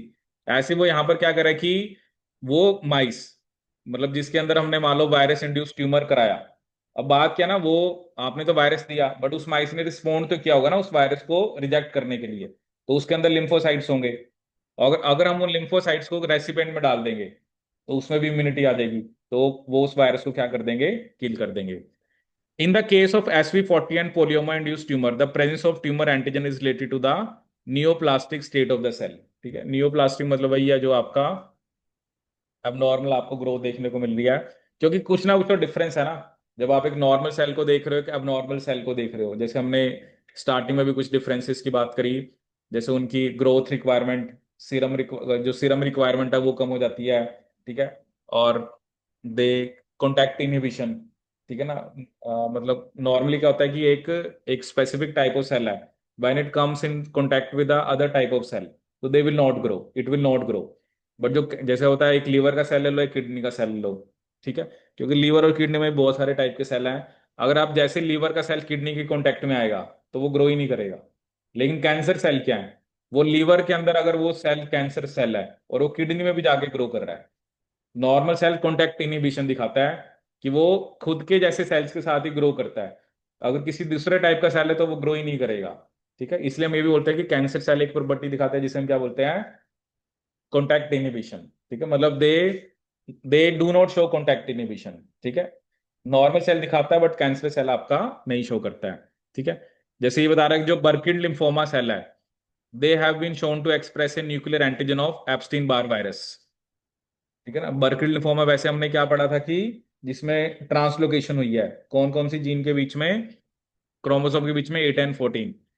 तो उन्होंने क्या देखा कि इन सेल्स के अंदर एप्सिन बार वायरस का एंटीजन भी हमने क्या देखा, वो एक्सप्रेस करता है। ठीक है, एक हम ये डिस्कस करेंगे, इस पे अभी रिसेंट क्वेश्चन आया था, ह्यूमन पेप्लियोमा वायरस। ठीक है, E6 and E7, they are found in more than 80% of the invasive cervical cancer, the clearest example of the virally encoded tumour antigens. ठीक है, ये अभी हम डिस्कस करेंगे जब मैं आपको इस रिलेटेड क्वेश्चन कराऊंगा ना। ठीक है, ये मैं आपको दिखा देता हूँ वैसे,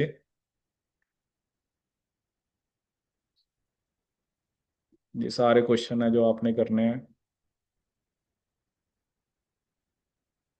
जैसे आप ये देखो, E6 और E7 क्या कर रहे हैं, ये देखो, ये P53 को इनहिबिट कर रहा है, ये रेटिनोब्लास्टोमा को कर रहा है। ये पैपिलोमा वायरस के दोनों प्रोटीन्स हैं। और जो P53 और रेटिनोब्लास्टोमा को इनहिबिट कर रहे हैं, तो क्या होगा? ट्यूमर सप्रेसर जीन को तो इन्होंने इनहिबिट ही कर दिया, फिर तो कैंसर होगा ही होगा। तो ये बड़ा, अभी आप क्वेश्चंस मैं आपको कराऊंगा ना, जैसे ये वाला है, अभी आप देखोगे कि ये सब आपके ये क्वेश्चन आए हुए हैं, ठीक है, क्योंकि मेन अभी ना हम क्वेश्चंस करेंगे तब आपको काफी स्टेटमेंट देखने को मिलेंगी। तो E6 और E7 दोनों क्या होते हैं आपके? They inhibit tumour suppressor gene. अगर ट्यूमर सप्रेसर जीन इनहिबिट होगी, so that will lead to cancer. ठीक है। जैसे और भी बता रहे, consequently there is great interest in testing as vaccine candidates, the HPVs are strongly link to the cervical cancer. वही होता है ना, वायरस की भी अलग अलग स्ट्रेन्स होती हैं। ठीक है। नेक्स्ट क्या है कि most tumour antigens are not unique to tumour cells. ठीक है। जो हमने किसकी बात करी थी, आपके ट्यूमर एसोसिएटेड की। The majority of tumour antigens are not unique to tumour cells but are also present on normal cell. ठीक है, जैसे अभी एक एग्जांपल मैंने आपको दिया था, एक एंटीजन वो होते हैं जो सिर्फ फीटल सेल्स के ऊपर है, बट वो नॉर्मल एडल्ट सेल्स के अंदर नहीं होते। और मे बी वो प्रोटीन जो नॉर्मल सेल्स के ऊपर उनका लेवल कम है, बट ट्यूमर सेल्स के ऊपर उनका लेवल क्या है, ज्यादा है। इनको हम क्या बोलेंगे, tumour associated.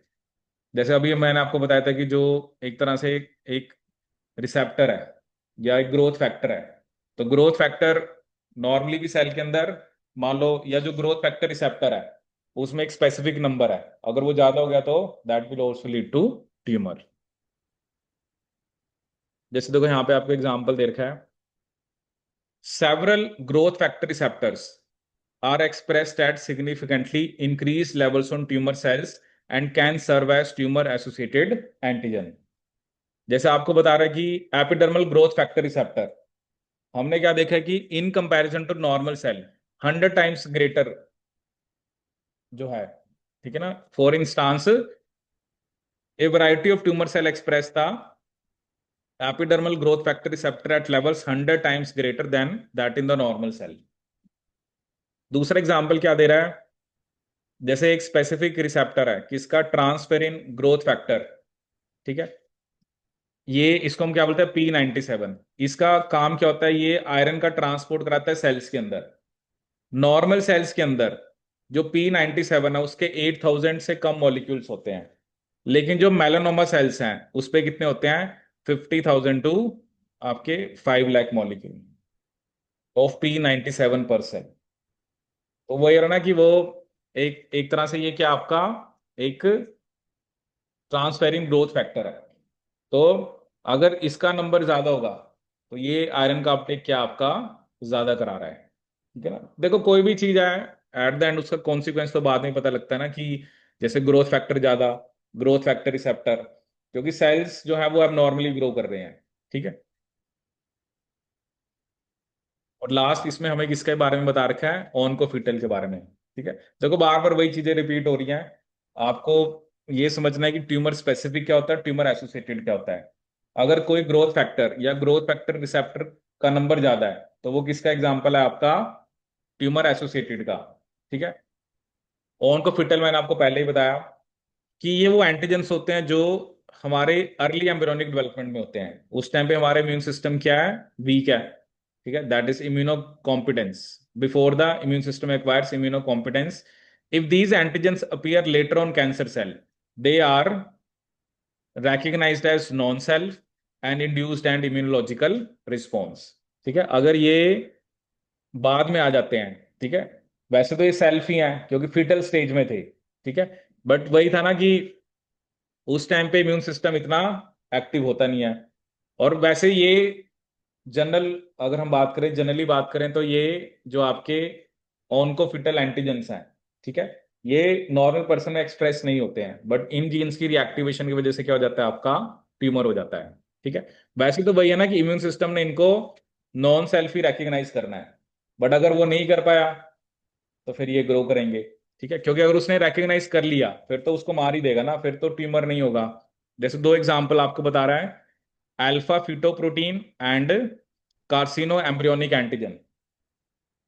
Although the serum concentration of AFP drops from milligram levels in fetal serum to nanogram level in normal adult serum. ये किसकी बात कर रहा है? अल्फा फीटोप्रोटीन की. नॉर्मल कितना होता है?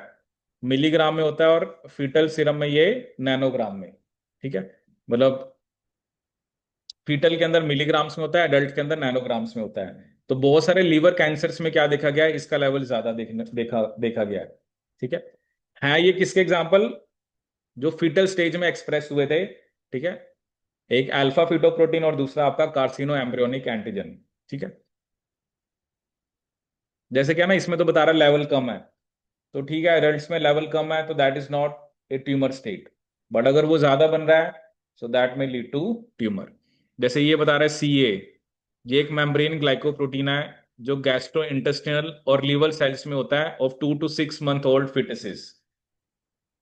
Approximately 90% of the patients with advanced colorectal cancer and 50% of the patients with early colorectal cancer, उनके अंदर CA का लेवल क्या आपका ज्यादा है.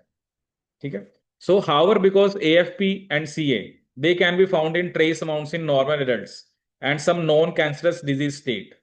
ठीक है, तो ये नहीं है कि the presence of this oncofetal antigen is not diagnostic of tumors but rather serve to monitor tumor growth. जैसे लेवल तो है, थोड़ा बहुत इनका लेवल होता है, बट दैट इज, तो वो कैंसर से रिलेटेड नहीं है. बट क्या होता है अगर उनका लेवल बढ़ रहा है, और साथ में ये भी पता लग रहा है कि कैंसर भी जो है वो भी, जैसे यहाँ बता अर्ली और एडवांस्ड में भी, अर्ली स्टेज पे कम आपको देखने को मिल रहा है, एडवांस स्टेज में ज्यादा देखने को मिल रहा है. ठीक है, so for example a patient has had surgery to remove a colorectal carcinoma. CA levels are monitored after surgery.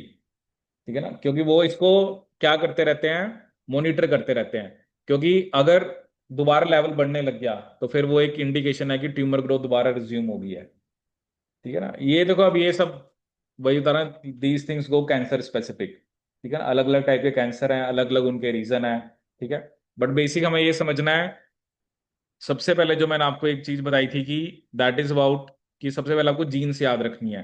ठीक है, ये जो टेबल मैंने आपको बताई थी ये इंपॉर्टेंट है. ठीक है, ये टेबल. ठीक है, दूसरा आपको ये याद रखना है कि ये जो दो मैंने आपको ट्रांसलोकेशंस के एग्जांपल बताए. ठीक है, अभी क्वेश्चंस करेंगे, क्वेश्चंस में आपको और भी कुछ पॉइंट्स हैं जो आप इनके अंदर ऐड कर पाओगे. और तीसरा है कि आपको ये बता कि ट्यूमर स्पेसिफिक और ट्यूमर एसोसिएटेड में क्या फर्क है. ठीक है ना, तो जैसे कोई ऑल्टर्ड प्रोटीन है तो वो ट्यूमर स्पेसिफिक है, कोई वायरस सेल के अंदर चला गया तो वो ट्यूमर स्पेसिफिक है. लेकिन किसी प्रोटीन का एक्सप्रेशन, ठीक है, ज्यादा हो जाना, क्योंकि वो नॉर्मल सेल में भी एक्सप्रेस हो रहा था बट वो ट्यूमर सेल में ज्यादा एक्सप्रेस हो रहा है, तो उसे हम क्या बोलते हैं? Tumour associated. ठीक है, और जैसे एम्ब्रियोनिक जीन, ये जिसके एग्जांपल अभी आपने देखे कि alpha fetoprotein and कार्सिनो embryonic antigen, तो नॉर्मली भी ये होते हैं. ठीक है, ये अब ये जो दोनों एग्जांपल दिए हैं एडल्ट्स में कहते होता है, बट उसका लेवल क्या होता है आपका? कम होता है. ठीक है, अब वही है ना कि वो जीन्स दोबारा, मतलब एक्टिव तो है ही सी कि थोड़ा बहुत लेवल है तो कुछ ना कुछ तो ट्रांसक्रिप्शन हो रखी है, बट वो ड्यू टू सम म्यूटेशन ज्यादा करने लगी. तो क्योंकि ये देखना पड़ेगा ना ये दोनों प्रोटीन्स करते क्या है, तो यहां पर तो ये पता लग रहा है कि इनका लेवल बढ़ने से आपको सेल की कैंसर स्टेट देखने को मिल रही है. ठीक है, अब कैसे वो कैंसर करते हैं वो एक अलग बात है, क्योंकि उसमें अभी हम नहीं जा रहे कि how this protein playing a role in transformation of normal cell into cancer cell. अभी हमने सिर्फ यहाँ पर एग्जांपल्स देखे हैं. ठीक है, ठीक है, तो ये आपका हो गया कैंसर के बारे में. बाकी मेन हम इसके क्वेश्चन डिस्कस करेंगे, क्योंकि इसमें क्या है ना, आपको थ्योरी, क्योंकि बहुत सारे क्वेश्चंस आपको जो, मतलब जो क्वेश्चन के थ्रू ही आपको थ्योरी सीखने को मिलेगी. जैसे अभी मैंने आपको बताया पेप्लियोमा वायरस. ठीक है, अब ये E6 E7 पे क्वेश्चन आ रखा है पेपर के अंदर. ठीक है, और अभी रिसेंटली जो एग्जाम हुआ था पीछे, तो उसमें आ रखा है आपका इसके ऊपर बर्किट्स लिम्फोमा के ऊपर. ठीक है, वो क्या होता है ना, थोड़ा बहुत एक्स्ट्रा चले जाते हैं, क्योंकि वो अब कैंसर पे कोई पर्सन वर्क कर रहा है तो दे नो, उनको बेटर पता है. तो इसमें ना ये नहीं है कि आप इतने सारे टाइप के कैंसर्स को याद करना स्टार्ट कर दो. ये होगा कि जो जो पॉइंट्स हमें वहां से देखने को मिलेंगे, उन पॉइंट्स को हम इसी जो कैंसर का जो हमने थ्योरी पढ़ी है इसी के अंदर हम ऐड कर लेंगे. ठीक है, तो नेक्स्ट लेक्चर में देखेंगे हम आपके क्वेश्चंस.